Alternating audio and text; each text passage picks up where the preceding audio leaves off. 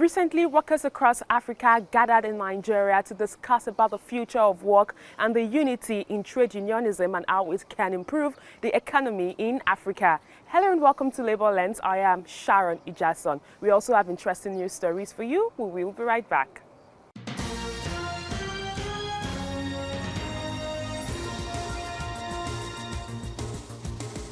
The provisions of the Stamp Duties Act and the NIPOST Act gave the sole power to collect stamp duties to NIPOST. On November 27, the Workers' Union wrote a letter to President Muhammadu Buhari and the National Assembly seeking their intervention in an alleged plot by the Finance Minister and the Federal Inland Revenue Service to deprive NIPOST of its core mandate. To drive their point home, they come to the National Assembly armed with a copy of the same letter and sought audience with the leadership of the federal legislature. They say the finance bill, recently passed by the two chambers of the National Assembly and now at the harmonization stage, is the source of their worry.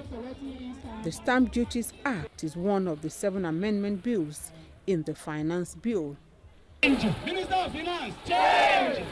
The workers accuse Finance Minister and the Federal Inland Revenue Service of a plot to take over their core mandates, which they say is tantamount to collapsing the service. We sell the stamps, whether it's electronic or the hard copy, and everything that has to do with the proceeds of the collection of the proceeds on stamps has to be the duty of the Nigerian Postal Service, and that duty cannot be given to another organization. Whatever money we generate goes into federation account. It's not our money. The only thing that concerns or that affects us is the commission that derivable from this, which we use in developing the entire system, both material and human development. Explanation. President of the Senate is on hand to receive the letter and respond to the workers' fears. He is represented by the acting spokesman of the Senate, Budia Akwashiki. And he has submitted a copy of your complaint addressed to his office. He said, following your grievance and your concern, we have discussed with the Postmaster General, and all the issue addressed has been considered in the amendment bill.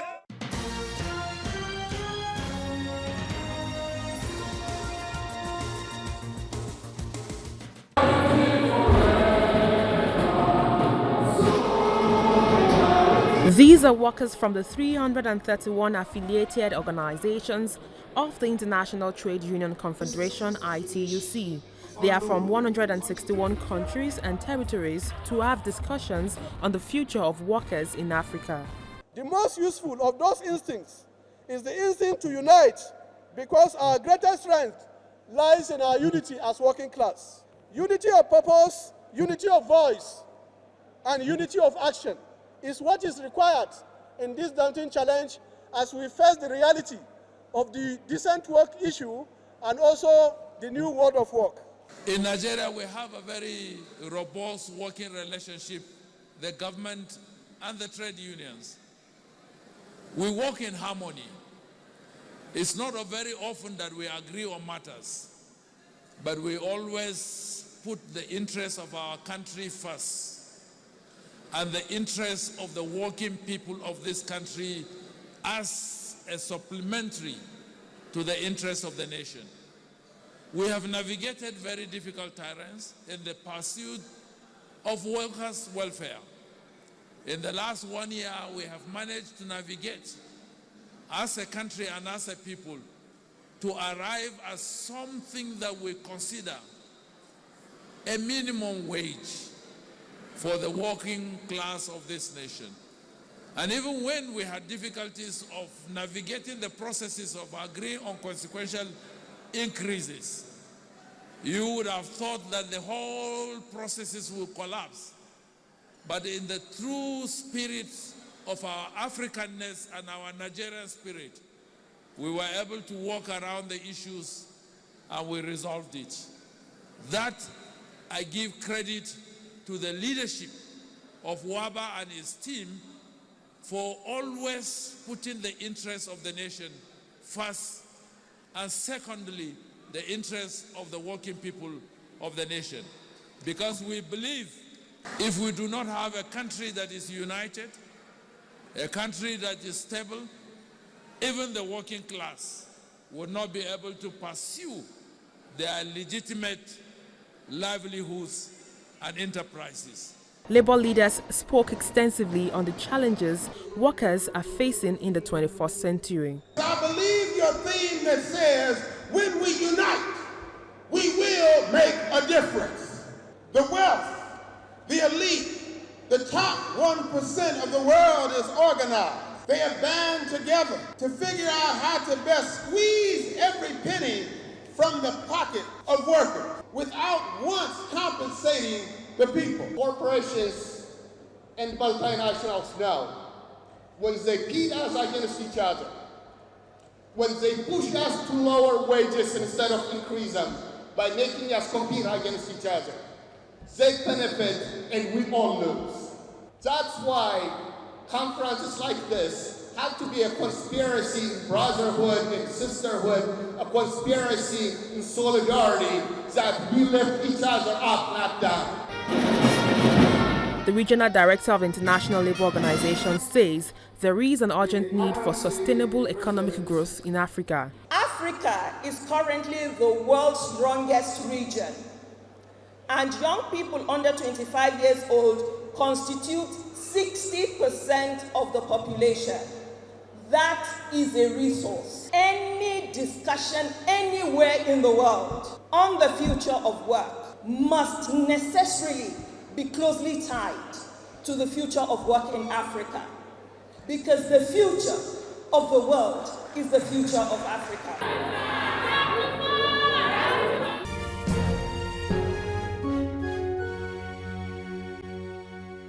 Our target remains unity, because as trade union, our strength lies on our unity, and we derive strength in unity, and therefore it's also advisable that before labor could prosper in any of its agenda or policy, first is to speak in one voice, and the advocacy for unity is to be achieved without compromise.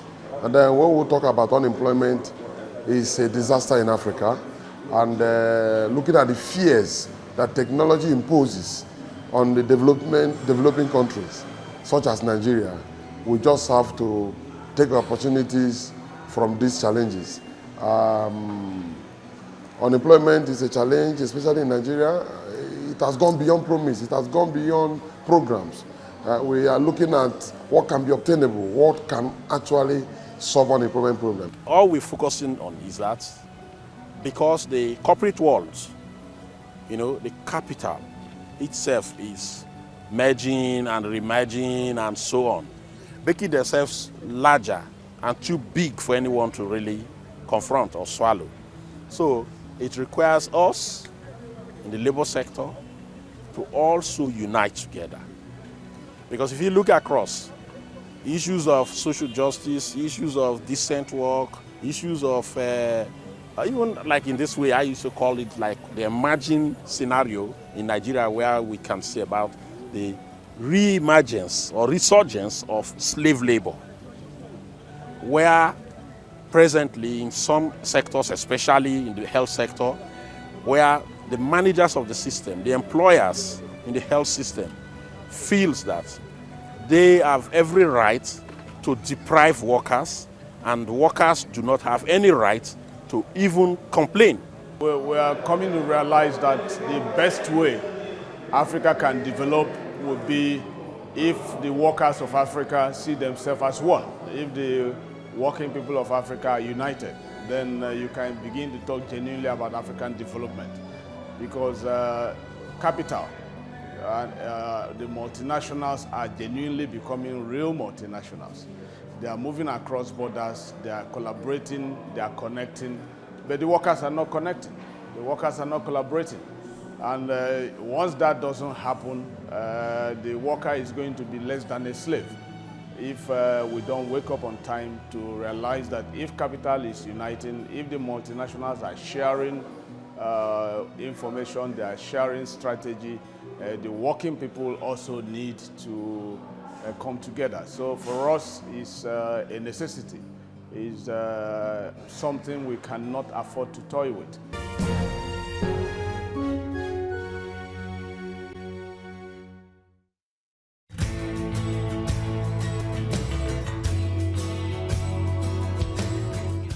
On the profile interview segment this week, I will be speaking with the president of the International Trade Union Confederation, who also doubles up as the president of the Nigerian Labour Congress. Comrade Ayuba Wabba tells me there is an urgent need for workers to organize for a common purpose in Africa.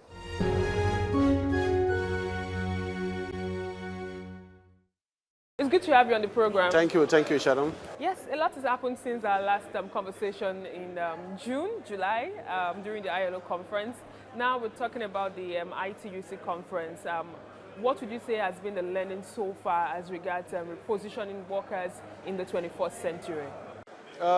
This particular African Congress, which has brought together workers, leaders and delegates from about 54 countries from Africa, and also our colleagues from other continents, provide an opportunity for us to look at the challenges in the context of Africa, but also the global challenges in the context of the future of work. The theme of this conference, as you are aware, is Unite to Make the Difference. We realize that capital is actually consolidating and also merging, and therefore workers will also have to work across the borders. There have been some divisions, particularly by our colonial masters, some artificial divisions created. You have borders, because even in the context of Nigeria, you find out that we are surrounded by countries that we cannot speak the same language, but yet we are possibly people with the same heritage, with the same mode of life, and historically we are connected. But because of this artificial border, we could not actually organize together.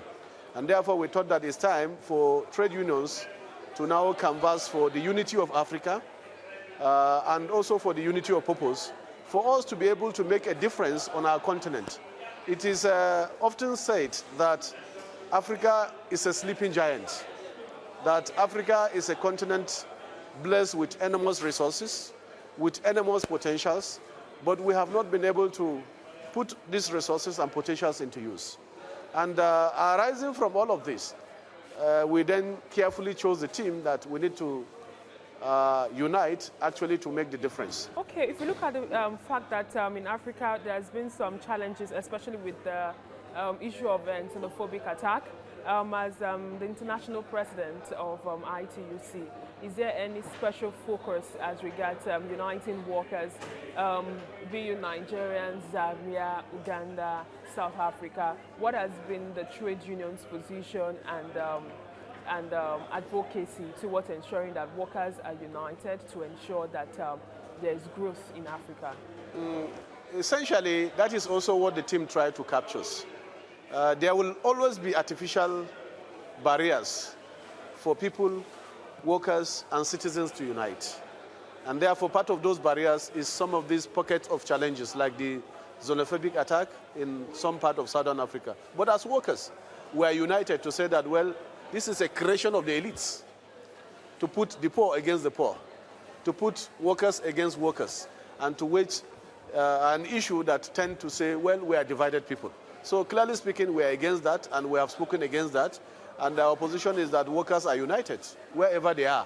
And that's why you can see here workers from all those countries. We have come here to unite without any division, without any distinction, realizing the fact that, as I said, capital today have no borders. Capital is flying. Industries are flying. So why should those that create the wealth, the workers that create the wealth, there will not be a restriction against their movement, against their collaboration, and against also building society that will be all-inclusive. Because today, the rich have no borders. The rich can build anywhere around the world, but yet the poor we that are on the receiving end, you cannot move from one border to another without some restriction. Talking about border, Nigerian closed its borders to some African countries, or most of the African countries. Though we know that it might have economic impact on the country anytime from now. The indices has risen in terms of, because we can't meet up to some demands in goods and services. But one thing that I'm concerned, most Nigerians are concerned, is the threat of job in so many sectors in the country. Many manufacturers are saying that if Nigeria doesn't open its borders, it's going to affect their income, which in turn would relate that they won't be able to sustain the number of workers they have in their workforce. What's your take on this? Yeah, the movement of goods and services, which is part of the protocol of AU and the ECOWAS sub-region, should be regulated. Regulation means, as citizens of Nigeria, you can go to other countries, but you must have a valid document. There should also be legitimate trade, and those trades should be reciprocal. What we emphasize is that there should be fair trade. That is reciprocity in trade, in movement of goods and services, but not for people to move without actually proper documentation or following procedure, which is what has happened. And I think that is what Nigeria is trying to say, okay, let's regulate the business that we are doing among us, so that if you are bringing goods from other jurisdiction, there are tariffs you need to pay. It needs to be formal. So let's formalize the trades. And I think that is the whole essence of trade. You cannot pick anything now and go to other countries if you don't follow the normal process. So I think those issues can be sorted out because of the fact that we have already agreed through a protocol on the free movement of goods, persons and services across the West African sub-region. And therefore, what we are saying and what we will emphasize is that let it be regulated. Let it be within the confines of those protocols. And I'm sure that is what Nigerian government is trying to emphasize, that yes, we agree there will be free movement of goods and services, but not smuggled goods, like we are doing in the case of rice, because it will also affect our local market. It will also affect our local workers if it is not regulated. And you said just import rice from other parts of the world, because some of those goods are not actually produced in Africa. So if they are not produced in Africa, it's not fair trade. It means that people are using our population, using our region to just dump, and it's going to affect our industries. But fair trade means you can produce here. There is the issue of the rule of origin. Rule of origin means those products are produced in Africa. If we have products that are produced in Nigeria, I agree with you. We should be able to now move them around Africa through a very fair process of they should be able to receive our own, we should be able to receive their own, and therefore there should be reciprocity. But the major issue is the rule of origin. Are those goods actually produced in Africa? And majorly, you and me agree that the rice we are talking about is not produced in Africa. Those rice are actually imported. Some of them possibly are even expired rice. And yet we bring them into Nigeria and sell to our people, not in a regulated manner, in a manner that certainly is not accepted in any trade. There are rules of trade. WTO have put some rules of trade, although we have issues with them. Those rules are only to limit the potential of Africa. And what we are saying is that there should be reciprocity. If there are rules, we must also have some key advantage in those rules so that our industries can continue to produce. But let me tell you the fact. With a population of 200 million people in Nigeria, certainly I think we will be a very good market for any part of the world. And therefore, to say that we are limiting ourselves, I don't believe in that. If the rules are strengthened, and we're able to put the rules in place and everybody respect the rules, then clearly it will be to the advantage of both the destination country and also the producer country. And also our workers will then also have a fair way of now being in a decent employment. So clearly speaking, I think what is being done is not to say that we are against the issue of free movement of goods and services. No. We are saying that it should be regulated and the rule of origin must be respected. I think that's what Nigerian government is saying, and I think that is a good thing to do. But not for everybody to just produce goods from anywhere around the world and just dump it in our country. Today, Tukumbo vehicles, Tukumbo clothes, if you look at every market in Nigeria, they are just finding a way of dumping those things in Nigeria. So we must regulate it. It cannot be a business that is without regulation. So for us, I think it's something that we can look at it and we can interrogate it, but we must also protect our local markets. Unemployment seems to be on the rise in Africa, and from discussions and learnings of the ITUC program, it's obvious that we have the population to do the work and we can create the wealth.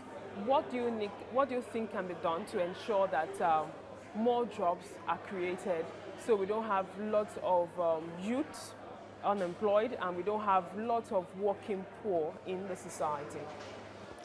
If you look at the demographics around Africa, Africa is a very youthful population because 60% of our population are youth from the age of 15 to 25.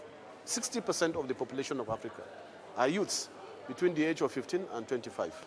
And therefore, it's clear that we have a very youthful population. It is also true that we have a very high unemployment situation in our continent because of the fact that progressively, most of our industries are not performing optimally. Most of our industries, because government alone cannot actually create the jobs. What will create the jobs is for government to create an enabling environment for industries to thrive. We should be able to add some value to what we produce. And I think that transformation is already happening in many countries, particularly in Nigeria. On the issue of rice, hitherto before now, we used to import rice as a finished product. But now, we are the largest producer of rice in Africa. It has created some jobs, although the jobs need to be decent. Today, you have many industries that are adding value to rice. Because when you compare our local rice now and foreign imported rice, you can see that the quality of our rice are even better. This is the way to go. The way to go is to add value to all the mineral resources and also the agri-produce that are being produced in Africa through industrialization. To address the unemployment challenge in Africa, we must look at areas where we have comparative advantage. The economy of Africa is largely rural, is largely also agrarian. Most of our people live in the rural areas. And therefore, our commanding height of this economy, apart from oil and gas, is actually the agri-sector. But in the agri-sector, how can we add value to what we produce and then we'll be able to export them? This is what the challenge has been. And part of it, which we have repeated severally, is to have an enabling environment. If I'm in the farm, how can I bring my produce to the center? Or how can industries, small and medium industries, be created in areas where those items are actually produced? Like, take for instance, the North Central Zone. They are very good in the production of some foods. How do we package them instead of importing packaged fruits? This can be done, and therefore, the only way we can be able to address the issue of unemployment is actually to come up with programs and policies that will actually support industrialization. And that is the way to go in Africa. Is there any way ITUC, NLC, and other international organizations is trying to put the government to check in terms of probably advising or setting agenda in terms of industrialization? Yes, we have had a summit in 2008. ILO collaborating with the Nigerian government and NLC. We have had a job summit. We have looked at all the sectors, and particularly areas we have comparative advantage. We have even projected how many jobs can be created if we're able to do some things that is not in place. So clearly speaking, we have been committed to the issue of advising government. From that summit, what were the challenges that was highlighted? Yeah, the major challenge is actually creating a very conducive environment for industries to thrive. But importantly, those industries, either new ones or old ones, cannot thrive if the investment environment is not favorable. One is the issue of tariffs. Two is the issue of making sure that power is actually affordable, available, and stable. Without this, no industry in the world can actually depend on generators. So we realize that despite our potential, one major impediment for us to realize this potential is the fact that power have not been stable, and in some cases where it is stable, it's not affordable. Manufacturers Association of Nigeria have raised this issue, that in most cases now they depend largely on generators and then partly on the national grid. And maintaining their generators at a very expensive rate and also paying exorbitant tariffs certainly cannot add up. And therefore, in most cases, that's why they prefer to import finished product. Our textile industries cannot be run on generator. And with a population of 200 million people, even in textile alone, we'll be able to actually break the jinx of making sure that we produce even what we wear. In Ghana, they have set out a day, 1 day a week, that every Ghanaian must wear what is produced in Ghana. And therefore, it's a pride for us in Africa to be wearing what we produce.